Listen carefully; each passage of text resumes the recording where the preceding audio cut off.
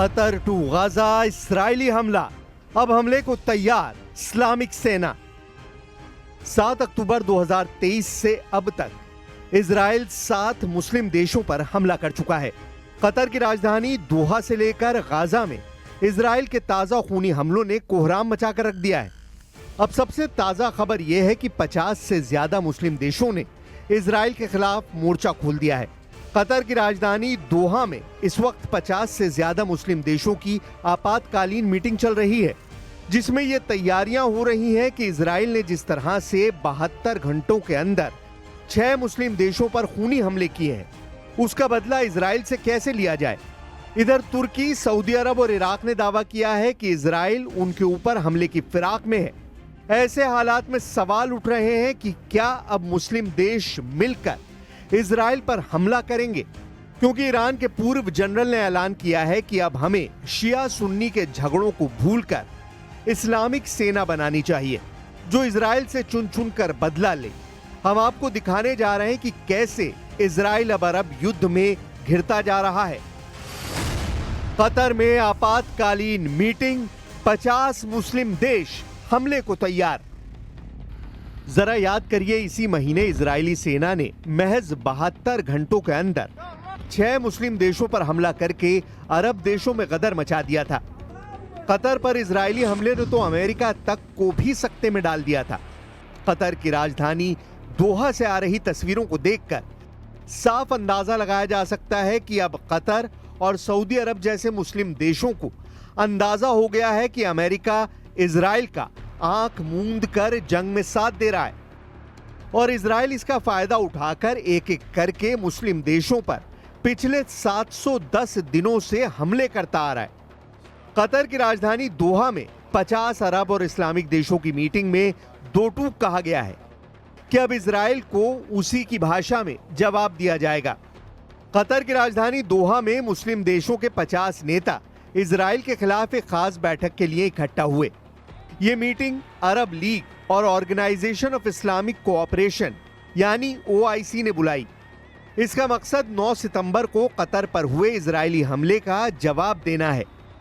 Meeting से पहले Iran के राष्ट्रपति मसूद पजिश्कियान ने मुस्लिम देशों से इजराइल के साथ रिश्ते तोड़ने को कहा है। उन्होंने इस्लामिक देशों से एकजुट होने की अपील की है।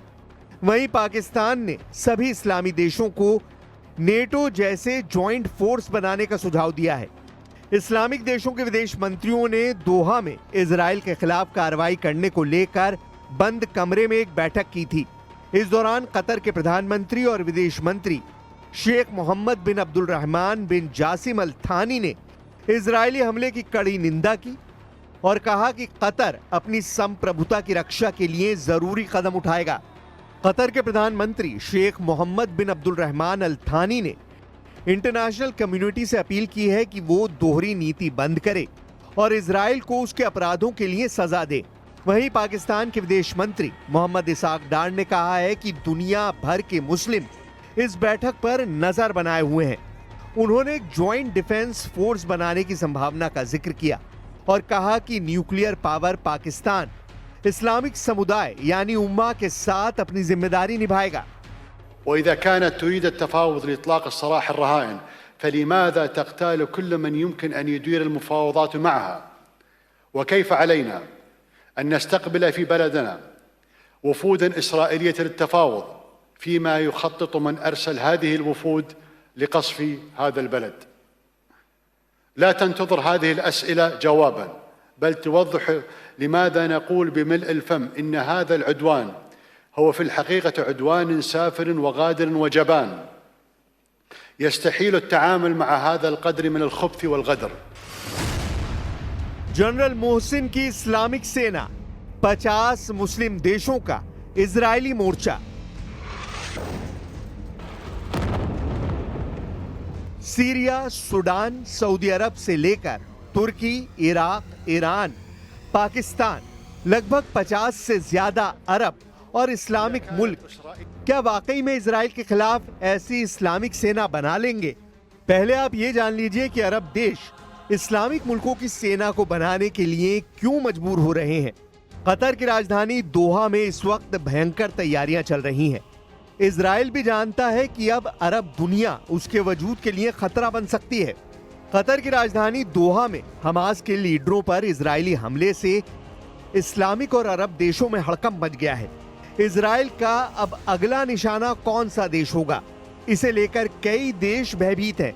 तुर्की के एक अधिकारी ने जहां यह आशंका जताई कि इजराइल का अगला निशाना अंकारा हो सकता है, वहीं अब ईरान के एक पूर्व जनरल ने इसमें 2 अन्य देशों को जोड़कर इजरायली दहशत को चरम पर पहुंचा दिया है। ईरान इंटरनेशनल की रिपोर्ट के मुताबिक पूर्व ईरानी जनरल मोहसिन रजाई का दावा है कि इजराइल कतर पर हमला करने के बाद अब दूसरे इस्लामिक और अरब देशों को निशाने पर लेगा। मोहसिन का दावा है कि इजराइल का अगला टारगेट तुर्की, इराक और सऊदी अरब है। ऐसे में ईरान के अधिकारियों ने मुस्लिम देशों को संयुक्त सैन्य मोर्चा बनाने की अपील की है। ईरान के वरिष्ठ अधिकारियों ने हाल ही में दोहा पर हुए इजरायली हमलों का हवाला देते हुए मुस्लिम देशों के बीच एक संयुक्त सैन्य मोर्चा बनाने की आवश्यकता पर जोर दिया। मोहसिन रजाई पहले इस्लामिक रेवोल्यूशनरी गार्ड कॉर्प्स यानी IRGC के प्रमुख कमांडर थे और अब ईरान की सुस्ती परिषद के सदस्य हैं। उन्होंने चेतावनी दी है कि यदि OIC ने निर्णायक कदम नहीं उठाया तो सऊदी अरब, तुर्की और इराक को भी भविष्य में इजरायली हमलों का सामना करना पड़ सकता है। उन्होंने कहा, इकलौता समाधान है एक सैन्य गठबंधन का गठन जो दुनिया में इस्लामी सेना के नाम से मिशन चलाए। ईरानी मीडिया में दिए उनके इस बयान को लेकर कई स्तरों पर गूंज मिली है। इस अपील को और मजबूती देते हुए जलाल रजवी मेहर, जो कुम में सेमिनरी छात्रों के प्रतिनिधियों की सभा के प्रमुख हैं और एक प्रमुख शिया धर्मगुरु हैं, ने संयुक्त इस्लामी सेना बनाने की मांग की है।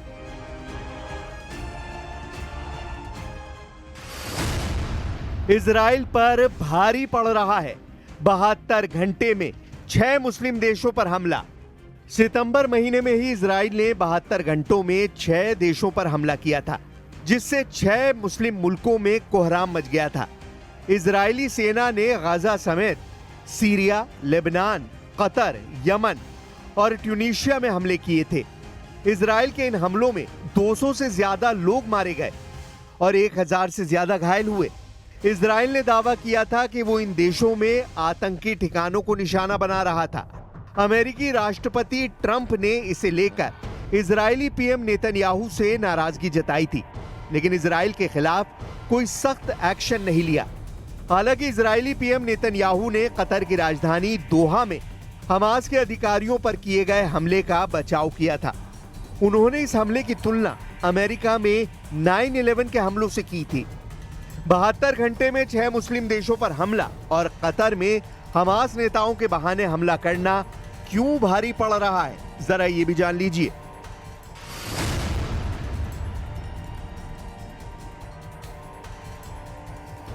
इजरायली सेना ने 9 सितंबर 2025 को कतर की राजधानी दोहा पर हवाई हमला किया था। यह हमला हमास के चीफ खलील अल-हया को निशाना बनाकर किया गया था। इसमें अल-हया का बेटा, ऑफिस डायरेक्टर, 3 गार्ड और एक कतरी सुरक्षा अधिकारी समेत 6 लोग मारे गए थे। इस हमले के वक्त हमास नेता अमेरिका के युद्ध विराम प्रस्ताव पर आपस में चर्चा कर रहे थे। इजरायली हमले के बाद हमास ने युद्ध विराम से इंकार कर दिया।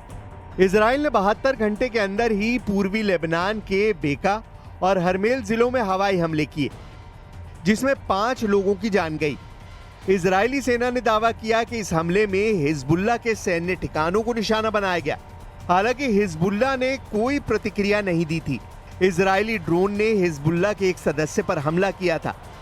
नवंबर 2024 में इजराइल और लेबनान में सीजफायर हुआ था, लेकिन इसके बाद भी इजराइल लेबनान के दक्षिणी हिस्से पर हमले करता रहता है। इजरायली फाइटर जेट्स ने 72 घंटों के अंदर ही सीरिया के एयरफोर्स बेस और सेना के कैंप पर हमले किए थे। Syrian observatory for human rights यानी SOHR के मुताबिक इसमें किसी के हताहत होने की सूचना नहीं मिली थी। इन हमलों को सीरिया के विदेश प्रवासी मंत्रालय ने देश की संप्रभुता का उल्लंघन बताया था। उन्होंने कहा कि इजराइल राष्ट्रीय और क्षेत्रीय सुरक्षा के लिए खतरा है। पिछले साल दिसंबर में सीरिया के पूर्व राष्ट्रपति बशर अल असद के पतन के बाद से इजरायली सेना लगातार सीरिया के सैन्य ठिकानों और इंफ्रास्ट्रक्चर को निशाना बना रही है। एसओएचआर की रिपोर्ट बताती है कि इस साल इजराइल ने सीरिया पर 86 हवाई और 11 जमीनी हमले किए हैं। इसमें 61 लोग मारे गए और 135 जगहों को निशाना बनाया गया। इजरायली ड्रोन ने 72 घंटों के अंदर ही रात में ट्यूनीशिया के पोर्ट पर फैमिली बोट पर हमला किया था। इस जहाज में 6 लोग सवार थे जो पुर्तगाली झंडा लगाकर यात्रा कर रहे थे। जीएसएफ के मुताबिक इस हमले में किसी की जान नहीं गई। इजरायली ड्रोन ने ब्रिटेन का झंडा लगाकर यात्रा कर रहे जहाज को निशाना बनाया था। 2010 से अब तक गाजा के इलाकों में घुसने की कोशिश करने वाले जहाजों पर इजरायली ड्रोन हमला कर रहे हैं। इजराइल ने यमन की राजधानी सना पर 15 दिनों में 2 बार हमले किए थे, जिसमें हूती ठिकानों को निशाना बनाया गया। यह हमला सना हवाई अड्डे पर किया गया था। इसमें पहले 28 अगस्त को इजराइल ने सना पर हमला किया था, जिसमें हूती प्रधानमंत्री अहमद अल रहावी समेत 10 लोग मारे गए और 90 लोग घायल हुए थे। उधर गाजा में इजरायली हमलों में पिछले 72 घंटों में करीब 150 लोग मारे गए और 540 घायल हुए। गाजा में 2023 से अब तक कुल 65,000 से ज्यादा फिलिस्तीनी मारे जा चुके हैं। गाजा में अब तक 400 लोग भूखमरी से और हजारों लोग मलबे में दबकर मारे जा चुके हैं। गाजा का लगभग 75% हिस्सा इजराइल के कब्जे में है। यही वजह है कि अब कतर में 50 मुस्लिम मुल्कों की आपातकालीन मीटिंग में इजराइल से बड़ी जंग की तैयारी को लेकर बातचीत हुई। इधर 15 सितंबर की सुबह से ही कतर में मुस्लिम देशों के मंत्रियों का आना लगा हुआ है। इस बीच अमेरिका के विदेश मंत्री मार्को रूबियो इजराइल पहुंचे हैं। उन्होंने इजरायली प्रधानमंत्री बेंयामिन नेतन्याहू के साथ यरूशलेम में वेस्टर्न वॉल का दौरा किया। कथित तौर पर रूबियो कतर पर इजरायली हमले के बाद गाजा युद्ध खत्म करने के प्रयासों पर पानी फेरने के बाद अधिकारियों से जवाब मांग रहे हैं। हालांकि उन्होंने वेस्टर्न वॉल का दौरा करने के बाद कहा कि अमेरिका और इजराइल के संबंध पत्थरों की तरह मजबूत है। रूबियो ने यह दौरा गाजा बंधकों की रिहाई और कतर पर हुए हमले पर केंद्रित रहने वाला है। हालांकि जानकारों का दावा है कि इजराइल पर कतर हमला करने की हिम्मत जुटा पाएगा, ये कहना बेहद मुश्किल है, क्योंकि कतर और इजराइल की सैन्य ताकत में बड़ा अंतर है। 2025 ग्लोबल फायर पावर इंडेक्स में इजराइल 15वें और कतर 62वें स्थान पर है।